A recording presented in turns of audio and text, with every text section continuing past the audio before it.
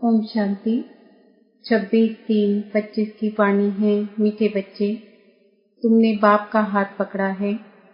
तुम गृहस्थ व्यवहार में रहते भी बाप को याद करते करते तमो प्रधान से सतो प्रधान बन जाएंगे। प्रश्न, तुम बच्चों के अंदर में कौन सा उल्लास रहना चाहिए? तख्त नशीन बनने की विधि क्या है?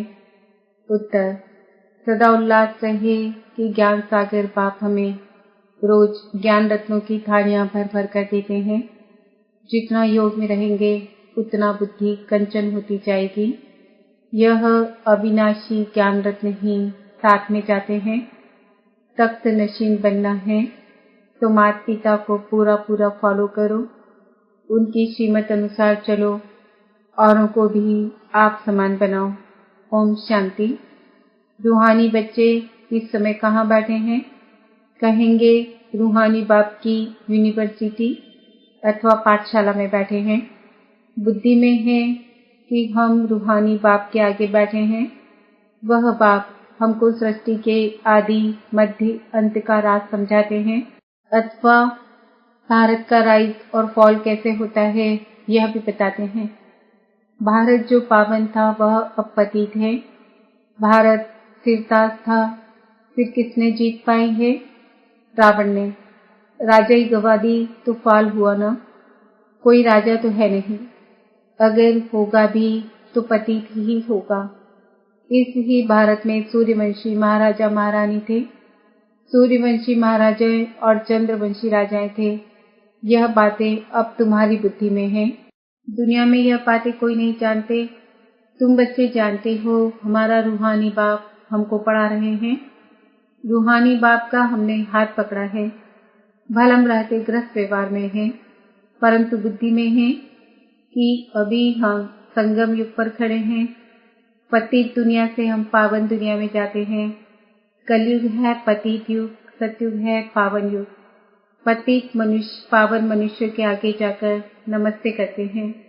है तो वह भी भारत के मनुष्य, परंतु वह दैवी गुण वाले हैं। अभी तुम बच्चे जानते हो हम भी बाप द्वारा ऐसे देवी गुण धारण कर रहे हैं। सतयुग में ये पुरुषार्थ नहीं करेंगे, वहां तो है प्रालब्ध। यहाँ पुरुषार्थ कर दैवी गुण धारण करने हैं। सदैव अपनी जांच रखनी है। हम बाबा को कहाँ तक याद कर तमो प्रधान से सतो प्रधान बन रहे हैं। जितना बाप को याद करेंगे उतना सतो प्रधान बनेंगे। बाप तो सदैव सतो प्रधान है। अभी भी पतित दुनिया पतित भारत है। पावन दुनिया में पावन भारत था। तुम्हारे पास प्रदर्शनी आदि में भिन्न भिन्न प्रकार के मनुष्य आते हैं। कोई कहते हैं जैसे भोजन जरूरी है वैसे विकार भी भोजन है, उनके बिना मर जाएंगे। अब ऐसी बात तो है नहीं। सन्यासी पवित्र बनते हैं फिर मर जाते हैं क्या? ऐसे ऐसे बोलने वाले के लिए समझा जाता है। कोई बहुत अजामिल जैसे पापी होंगे जो ऐसे ऐसे कहते हैं। बोलना चाहिए क्या इस बिगड़ तुम मर जाएंगे जो भोजन से इनकी भेंट करते हो। स्वर्ग में आने वाले जो होंगे वह होंगे सतो प्रधान। फिर पीछे सतो रजो तमो में आते हैं ना। जो पीछे आते हैं उन आत्माओं ने निर्विकारी दुनिया तो देखी ही नहीं है, तो वह आत्माएं ऐसे ऐसे कहेंगी कि इन बिगड़ हम रह नहीं सकते। सूर्यवंशी जो होंगे उनको तो फौरन बुद्धि में आएगा। यह तो सत्य बात है। बरोबर स्वर्ग में विकार का नाम निशान नहीं था। भिन्न भिन्न प्रकार के मनुष्य भिन्न भिन्न प्रकार की बातें करते हैं। तुम समझते हो कौन कौन फूल बनने वाले हैं? कोई तो कांटे ही रह जाते हैं। स्वर्ग का नाम है फूलों का बगीचा, यह है कांटों का जंगल। कांटे भी अनेक प्रकार के होते हैं ना। अभी तुम जानते हो हम फूल बन रहे हैं। बरोबर ये लक्ष्मी नारायण सदा गुलाब के फूल हैं। इनको कहेंगे king of flower. Devi flowers का राज्य है ना। जरूर उन्होंने भी पुरुषार्थ किया होगा, पढ़ाई से बने हैं ना। तुम जानते हो अभी हम ईश्वरी फैमिली के बने हैं। पहले तो ईश्वर को जानते ही नहीं थे। बाप ने आकर के ये फैमिली बनाई है। बाप पहले स्त्री को अडॉप्ट करते हैं, फिर उन द्वारा बच्चों को रचते हैं। बाबा ने भी इनको अडॉप्ट किया, फिर इन द्वारा बच्चों को रचा है। यह सब ब्रह्मा कुमार कुमारियां हैं ना। यह नाता प्रवृत्ति मार्ग का हो जाता है। सन्यासियों का है निवृत्ति मार्ग, उसमें कोई मम्मा बाबा नहीं कहते। यहाँ तुम मम्मा बाबा कहते हो और जो भी सत्संग है वह सब निवृत्ति मार्ग के हैं। यह एक ही बाप है जिसको माता पिता कह पुकारते हैं। बाप बैठ समझाते हैं। भारत में पवित्र प्रवृत्ति मार्ग था, अब अपवित्र हो गया है। मैं फिर से वही प्रवृत्ति मार्ग स्थापन करता हूँ। तुम जानते हो हमारा धर्म बहुत सुख देने वाला है, फिर हम और पुराने धर्म वालों का संग क्यों करें। तुम स्वर्ग में कितने सुखी रहते हो, हीरे जवाहरातों के महल होते हैं। यहाँ भल अमेरिका, रशिया आदि में कितने साहूकार हैं, परंतु स्वर्ग जैसे सुख हो न सके। सोने के ईंटों जैसे महल तो कोई बना नहीं सके। सोने के महल होते ही हैं सतयुग में, यहाँ सोना है ही कहाँ। वहाँ तो हर जगह हीरे जवाहरात लगे हुए होंगे। यहाँ तो हीरों का भी कितना दाम हो गया है। यह सब मिट्टी में मिल जाएंगे। बाबा ने समझाया है, नई दुनिया में फिर सब नई खानियां भरतू हो जाएगी। अभी यह सब खाली होती रहेगी। दिखाते हैं सागर ने हीरे जवाहरातों की थालियां बैठ की।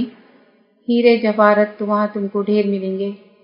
सागर को भी देवता रूप समझते हैं। तुम समझते हो बाप तो ज्ञान का सागर है। सदा उल्लास रहे कि ज्ञान सागर बाप हमें रोज ज्ञान रत्नों जवाहरातों की थालियां भरकर देते हैं। बाकी वह तो पानी का सागर है। बाप तुम बच्चों को ज्ञान रत्न देते हैं जो तुम बुद्धि में भरते हो। जितना योग में रहेंगे उतना बुद्धि कंचन होती जाएंगी। यह अविनाशी ज्ञान रत्न ही तुम साथ ले जाते हो। बाप की याद और यह नॉलेज है मुख्य। तुम बच्चों को अंदर में बड़ा उल्लास रहना चाहिए। बाप भी गुप्त है, तुम भी गुप्त सेना हो। नॉन वायलेंस अननोन वॉरियर्स कहते हैं ना। फलाना बहुत पहलवान वॉरियर्स है, परंतु नाम निशान का पता नहीं है। ऐसे तो हो नहीं सकता। गवर्नमेंट के पास एक एक का नाम निशान पूरा होता है। अननोन वॉरियर्स, नॉन वायलेंस, ये तुम्हारा नाम है। सबसे पहली हिंसा है यह विकार, जो ही आदि मध्य अंत दुख देते हैं। इसलिए तो कहते हैं, है पतित पावन, हम पतितों को आकर पावन बनाओ। पावन दुनिया में एक भी पतित नहीं हो सकता, यह तुम बच्चे जानते हो। अभी ही हम भगवान के बच्चे बने हैं बाप से वर्षा लेने, परंतु माया भी कम नहीं है। माया का एक ही थप्पड़ ऐसा लगता है जो एकदम गटर में गिरा देती है। विकार में जो गिरते हैं तो बुद्धि एकदम चट हो जाती है। बाप कितना समझाते हैं, आपस में देहधारी से कभी प्रीत नहीं रखो। तुमको प्रीत रखनी है एक बाप से, कोई भी देहधारी से प्यार नहीं रखना है, मोहब्बत नहीं रखनी है। मोहब्बत रखनी है उनसे जो देह रहित विचित्र बाप है। बाप कितना समझाते रहते हैं फिर भी समझते नहीं। तकदीर में नहीं है तो एक दो की देह में फंस पड़ते हैं। बाबा कितना समझाते हैं, तुम भी रूप हो। आत्मा और परमात्मा का रूप तो एक ही है। आत्मा छोटी बड़ी नहीं होती, आत्मा अविनाशी है। हर एक का ड्रामा में पार्ट मूंधा हुआ है। अभी कितने ढेर मनुष्य हैं, फिर 9-10 लाख होंगे। सतयुग आदि में कितना छोटा झाड़ होता है। प्रलय तो कभी होती नहीं।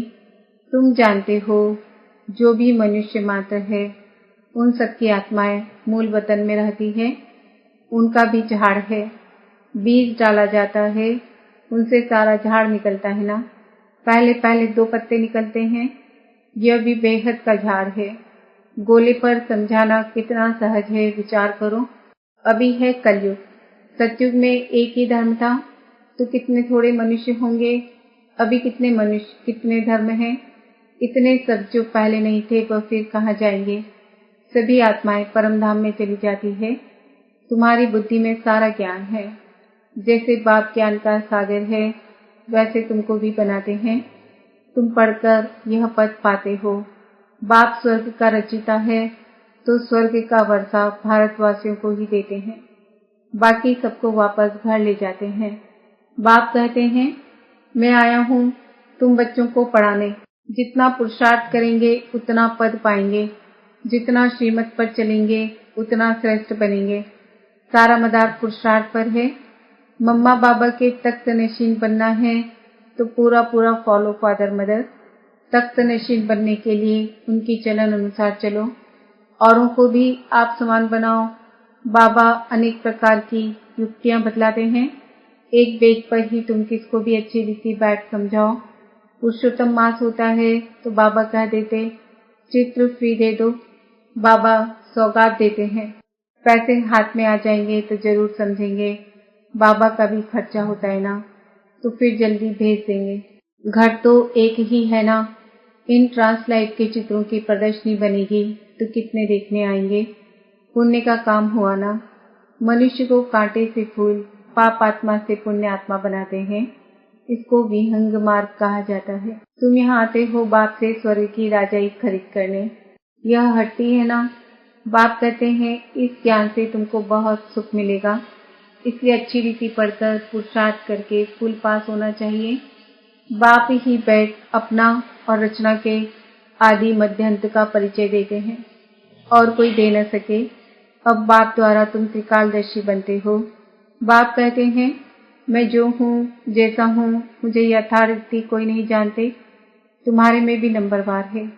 अगर यथार्थ रीति जानते तो कभी छोड़ते नहीं। यह है पढ़ाई। भगवान बैठ पढ़ाते हैं। कहते हैं मैं तुम्हारा ओबीडिएंट सर्वेंट हूँ। बाप और टीचर दोनों ओबीडिएंट सर्वेंट होते हैं। ड्रामा में हमारा पार्ट ही ऐसा है। फिर सबको साथ ले जाऊंगा। श्रीमत पर चल। पास विद ऑनर होना चाहिए। पढ़ाई तो बहुत सहज है। सबसे बुरा तो यह पढ़ाने वाला है। शिव बाबा कहते हैं मैं बुरा नहीं, आत्मा कभी बुरी नहीं होती, बाकी पत्थर बुद्धि बनती है। मेरी तो है ही पारस बुद्धि। तब तो तुमको पारस बुद्धि बनाने आता हूँ। कल्प कल्प आता हूँ, अनगिनत बार तुमको पढ़ाता हूँ, फिर भी भूल जाएंगे। सतयुग में इस ज्ञान की दरकार नहीं रहती। कितनी अच्छी रीति बाप समझाते हैं। ऐसे बाप को फिर फारकती दे देते हैं। इसलिए कहा जाता है महान मूर्ख देखना हो तो यहाँ देखो।